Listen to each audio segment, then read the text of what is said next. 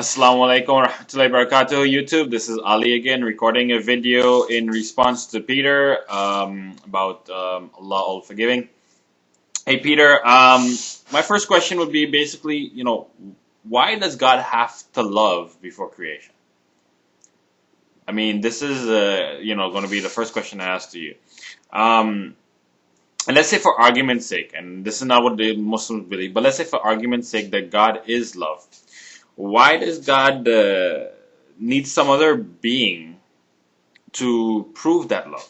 You know, um, a mighty being would love himself. I mean, like for instance, I love myself. Just you know, um, what did I write here? Um,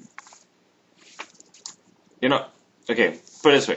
I love myself so much that, I wouldn't go jumping off a bridge or something, because I know that I would hurt myself. That's why, I mean, for that love of myself, I wouldn't do something like that.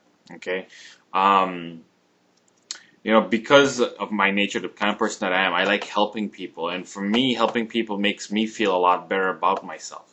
So to me, that is a form of loving myself by helping someone else. Right. So again, if for me I can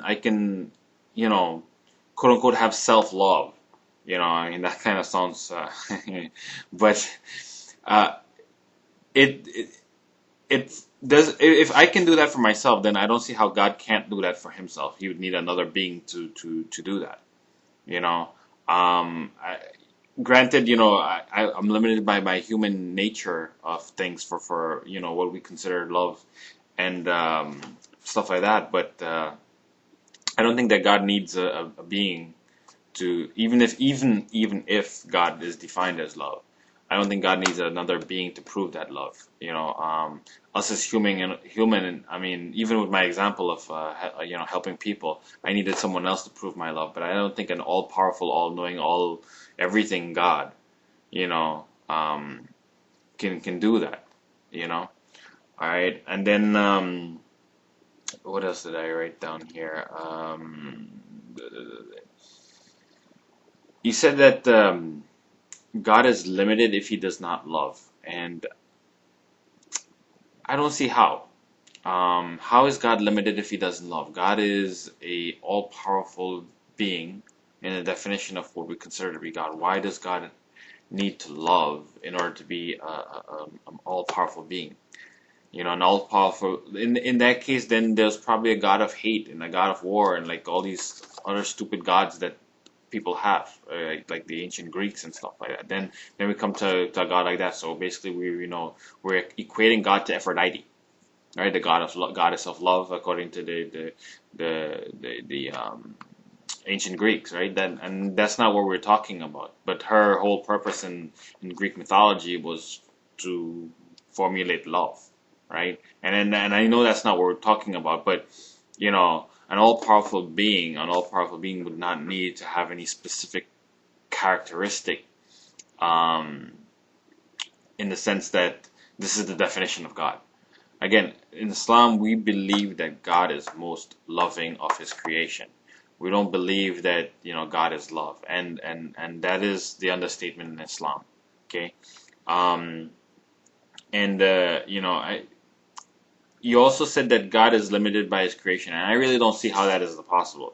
For God to be limited by His creation, just because He doesn't know how, He's not equal to love. I mean, a being that created us, I think that right there shows that it's love, because the nature of men, to kill each other and to whatever massive, what I mean, just do evil things to each other. Even to the point that we don't even accept God. With that kind of nature that we have, yet God still created us. I do think that it is because God loved us that He created us. because we both believe, Christians and Muslims, that God knows everything from the beginning to the end. God already knows what is exactly going to happen. He knows exactly the hour that the earth is going to die and everything else like that. So, that being the case, again, I don't see why God has to be equal to love in order to be a good God to his creation. If that's the case, then that God is limited by his creation. If God needs to be love to understand the definition of love in order to create a creation, then God is limited by his creation because he doesn't know how to love before he created. That's why he had to divide up himself into pieces to figure out how to love before he created his creation. That's kind of what I'm getting from that.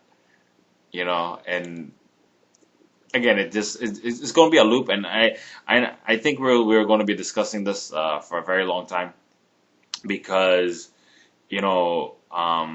from the Muslim concept of God is God has 99 attributes, and those 99 attributes are what we consider to be descriptions of God, right? There is no specific definition of God, and I think that's what you're looking at in the case of love. For a Muslim perspective, it's a description. For a Christian perspective, it's a definition. And I'm sorry, but the human mind cannot give a definition for what God is. Even the word love. I mean, let's look at that. What is your definition of love? I mean, a lot of people have a lot of different definitions for love. So that is also a question here because what I consider love might be totally different from what you consider to be love. You know, and again, for an all-powerful being, I mean, if I can care enough for myself to the point where I can say I truly love myself, I wouldn't do things to harm myself. I think an all-powerful being can do more than that without any creation or any beings within himself. Hopefully that makes sense, and I look forward to your response. I'm sure it'll be an awesome one, and take care. And well, this is almost a new year, so happy New Year to you and your family.